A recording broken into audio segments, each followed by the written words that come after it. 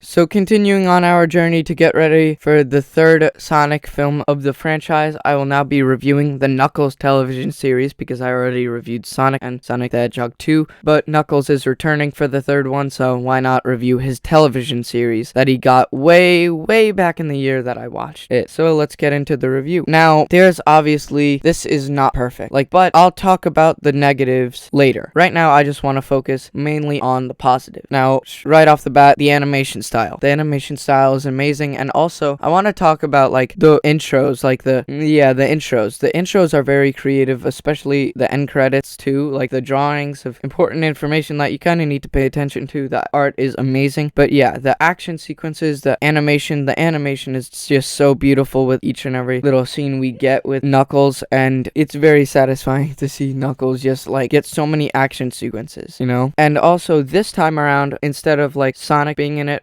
Sonic is in it for a very short while, same with Tails, and their roles in the show, as small as it were just done to perfection. But I want to talk about our basically main character, which will bring us to our negative. Main character of the show, Wade Whipple. Now, the main thing I could say about his character arc in this show is the fact that he wants to win a bowling tournament against his father, which his father is a real piece of garbage, I have to say. The actor does well with the garbage he was given, character-wise. But now I want to talk about Christopher Lloyd in this movie. He obviously plays one of Knuckles' family members, one of the members of his tribe, and Christopher Lloyd was a nice little fun treat for us fans of not only Sonic but Back to the Future. I love Christopher Lloyd. He's such an amazing actor. But yeah, Wade Whipple is great in this movie. Adam Pally really does an amazing job, just like he did in Sonic 2, just like he did in the first Sonic. He's no different. He does an amazing job, brings so much comedy to the show, especially with Knuckles right there by his side, adding even more comedy to the television series. And them two on screen is just a perfect bonding. It's like Deadpool and Wolverine. One's serious, one's goofy, It's a perfect mix. And now I want to talk about, of course, the Agent Mason. I really liked Agent Mason in this television series, how he was able to create these awesome gloves that, kind of one-upped Knuckle and eventually did get to kidnap him, and leading to probably the best part of the series, when,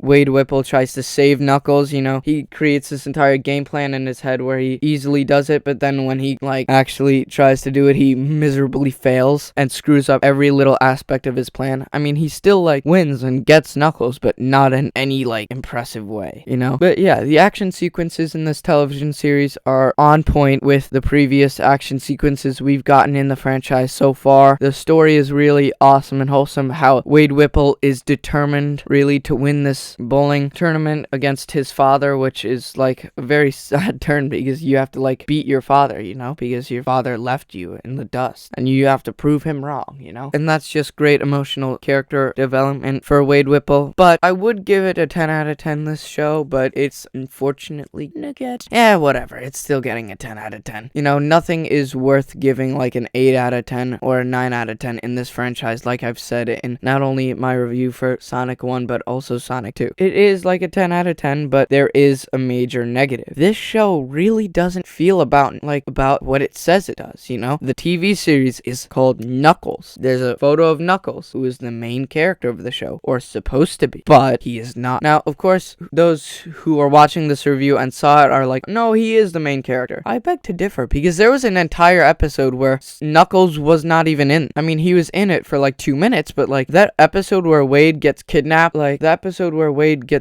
basically Knuckles had no role in there. And that just pains me to say, because this is Knuckles' television series, not Wade Whipple's. But I guess the writers and the directors really made it about Wade. If they wanted it to be about Wade, then they should have named it Wade Whipple instead of Knuckles. Because if there's a full episode, basically, where Knuckles, the main character, the main star of your show, isn't in that episode, what are you doing? He's the main character. He should be in every episode, from the minute it starts to the minute it ends. And in the episode where we get literally 1 minute of Knuckles because Wade Whipple is getting kidnapped and he wants Knuckles to help, very bad. He doesn't help, which basically gives his character the day off and writes his character out of the episode. And I don't know why they did that. It makes no sense for the story. It has no benefit for the story, and it honestly just leaves a big, real negative to the show. If that didn't happen, if